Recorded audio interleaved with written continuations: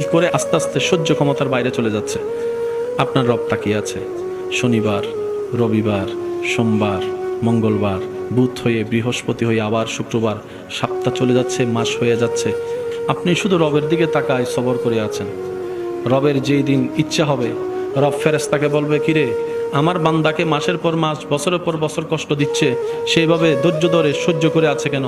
ফেরেশতা বলবে, আল্লাহ তোমার হুকুমের অপেক্ষায় বসে আছে, তোমার হুকুমের অপেক্ষায় বসে আছে। সে তোমাকে সন্তুষ্টি করার জন্য মুখ থাকার পরও গালির পরিবর্তে গালি দিচ্ছে না।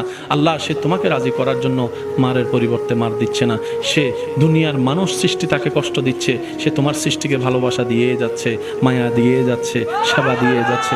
রব্বুল আলামিন বলবে, আমার বান্দা আমার হুকুমের অপেক্ষায় বসে আছে, আমার বান্দা আমার সন্তুষ্টির অপেক্ষায় বসে আছে। এত কষ্ট সহ্য করছে, বুক ফেটে যাচ্ছে, চোখের পানি পড়ছে, তারপরও সে ধৈর্য ধরে আছে। ইন্নাল্লাহা মা'আস সাবিরিন,